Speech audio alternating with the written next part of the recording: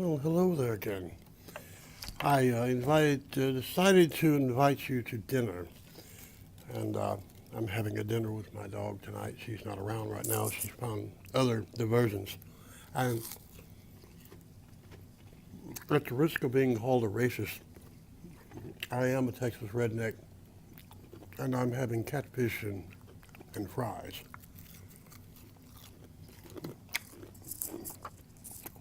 I would have been having an oyster, but it's not a month with an R in it, whatever that may mean. Anyway, my mother told me never to do that. I suppose it has something with oysters being horny. Anyway, again, the dogs of war are howling at the door. As I said previous, the 60s were laced with rumors of impending race wars. As Watts burned and the Democratic National Convention disintegrated into basically a street brawl.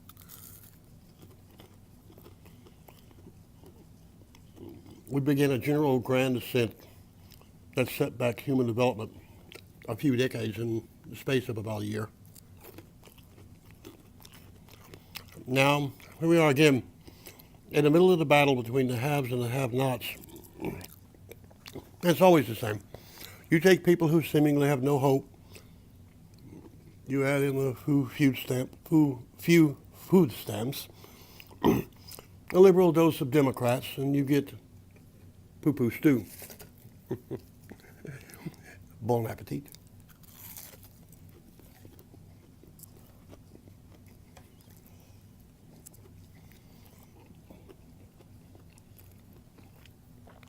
I began to study this past weekend of recent events concerning police actions and the facts about the shootings. One part of that study was several videos that I watched, and I suggest you watch them. I'll include the links to them in the description box down here. Doc Green made some observations, and you'll be able to, take care of that too. But first and foremost, I've drawn several conclusions, but we must define war. The very word war implies a difference of opinion that has progressed beyond the negotiation table to a more, shall we say, direct solution.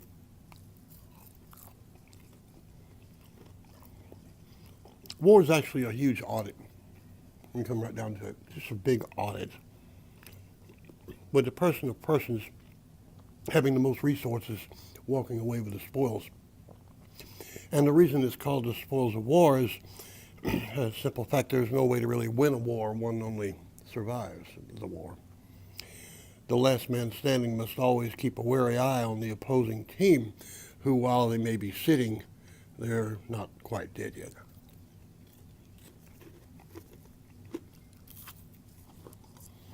Most of us view the field of battle from a classical sense. Armies line up and commence blowing each other's brains out until there's only one brain left, thereby designating a winner, which simply means that person was incredibly lucky or had an incredibly small head. This idea belies the current situation. In this war, the person or group of persons can disrupt the most, get the most views on YouTube, the most attention from the mainstream media, and the most contributions from the guilt-infected white liberals hiding behind the walls of their gated communities. However, there's a more significant factor, and that's the act of disrupting the very society that spawned them in the first place. Like it or leave it, any civilized society simply must have protection from those set upon disassembling the society for their own political agendas. This is the attack that we're currently experiencing today. In any organization, there is a majority that will generally do what is required and support the group effort, and they'll go by the rules. Then there are those who break away and march to their own drummer. With the police, there seems to be this thing they call a thin blue line that they all huddle behind and defend each other.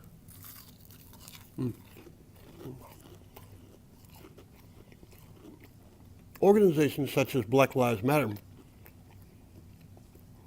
capitalize on the detractors rather than the overall group when they attack the police.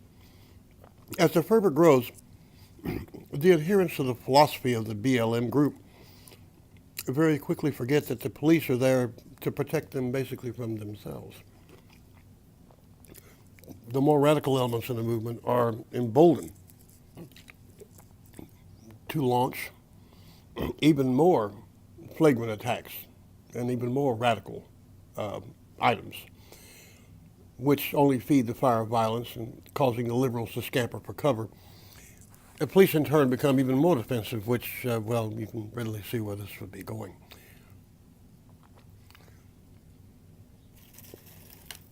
I love catfish. I really do. A lot of people don't like catfish because they're a bottom feeder, but I'm not Jewish, so it doesn't bother me. In my opinion, we did indeed enter into a state of war this past weekend. America, as we know it, has not the ability nor the will to engage this elusive shadow army as it destroys everything in sight. However, I must admit that while the war started in Texas, it will most certainly end there. For years,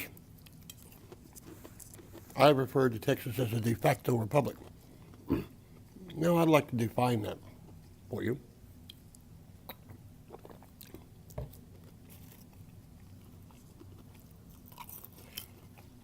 While much has been written about the secession of Texas, the simple fact remains that Texas has never actually joined the USA.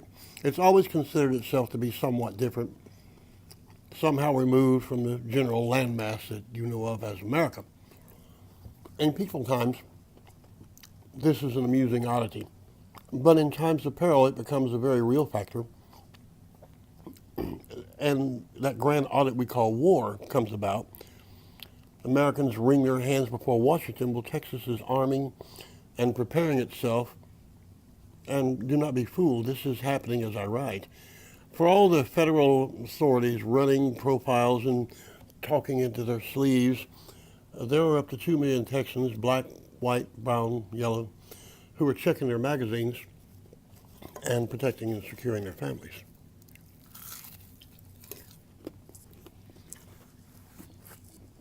As America struggles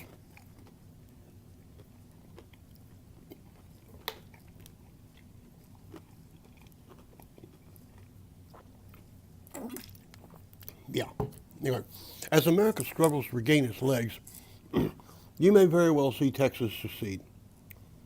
The logic is simple.